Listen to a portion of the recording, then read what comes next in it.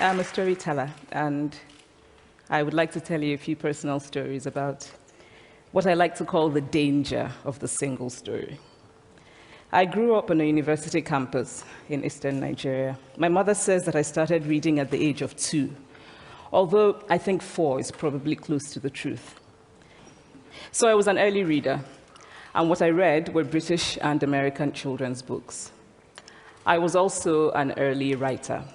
And when I began to write at about the age of 7, stories in pencil with crayon illustrations that my poor mother was obligated to read, I wrote exactly the kinds of stories I was reading. All my characters were white and blue-eyed. They played in the snow. They ate apples. And they talked a lot about the weather, how lovely it was that the sun had come out. Now, this despite the fact that I lived in Nigeria. I had never been outside Nigeria. We didn't have snow. We ate mangoes. And we never talked about the weather because there was no need to. My characters also drank a lot of ginger beer because the characters in the British books I read drank ginger beer. Never mind that I had no idea what ginger beer was. And for many years afterwards, I would have a desperate desire to taste ginger beer. But that is another story. What this demonstrates, I think, is how impressionable and vulnerable we are in the face of a story, particularly as children. Because all I had read were books in which characters were foreign, I had become convinced that books, by their very nature, had to have foreigners in them and had to be about things with which I could not personally identify. Now, things changed when I discovered African books.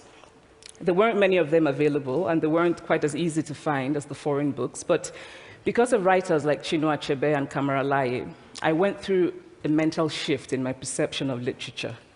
I realized that people like me, girls with skin the color of chocolate, whose kinky hair could not form ponytails, could also exist in literature. I started to write about things I recognized.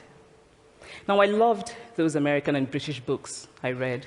They stirred my imagination. They opened up new worlds for me. But the unintended consequence was that I did not know that people like me could exist in literature. So what the discovery of African writers did for me was this. It saved me from having a single story of what books are. I come from a conventional middle-class Nigerian family. My father was a professor. My mother was an administrator. And so we had, as was the norm, live-in domestic help who would often come from nearby rural villages. So the year I turned 8, we got a new houseboy. His name was Fide. The only thing my mother told us about him was that his family was very poor. My mother sent yams and rice and our old clothes to his family. And when I didn't finish my dinner, my mother would say, "Finish your food. Don't you know people like Fide's family have nothing?" So I felt enormous pity for Fide's family. Then one Saturday, we went to his village to visit. And his mother showed us a beautifully patterned basket made of dyed raffia that his brother had made. I was startled. It had not occurred to me that anybody in his family could actually make something. All I had heard about them was how poor they were, so that it had become impossible for me to see them as anything else but poor. Their poverty was my single story of them. It is impossible to talk about the single story without talking about power. There is a word, an Igbo word, that I think about whenever I think about the power structures of the world, and it is nkali. It's a noun that loosely translates to be greater than another. Like our economic and political worlds, stories too are defined by the principle of nkali. How they are told, who tells them, when they are told, how many stories are told, are really dependent on power. Power is the ability not just to tell the story of another person, but to make it the definitive story of that person. The Palestinian poet Mourid Barghouti writes that if you want to dispossess a people, the simplest way to do it is to tell their story and to start with secondly. Start the story with the arrows of the Native Americans and not with the arrival of the British, and you have an entirely different story. Start the story with the failure of the African state and not with the colonial creation of the African state, and you have an entirely different story. The single story creates stereotypes, and the problem with stereotypes is not that they are untrue, but that they are incomplete.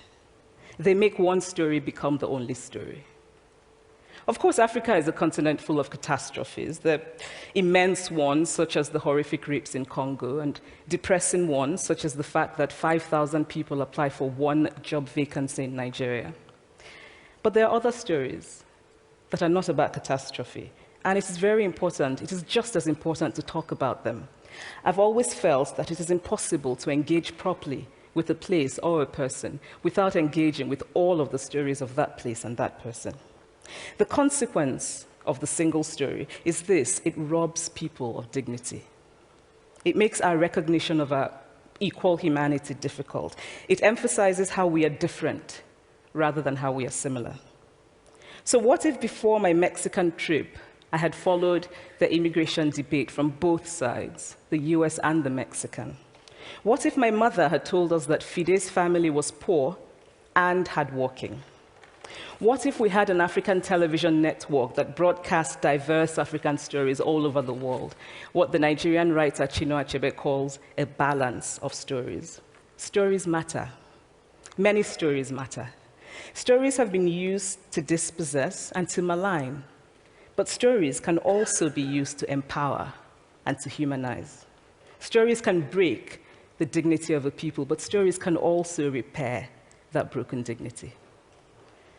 The American writer Alice Walker wrote this about her southern relatives who had moved to the north, and she introduced them to a book about the southern life that they had left behind. They sat around reading the book themselves, listening to me read the book, and a kind of paradise was regained. I would like to end with this thought, that when we reject the single story, when we realize that there is never a single story about any place, we regain a kind of paradise. Thank you.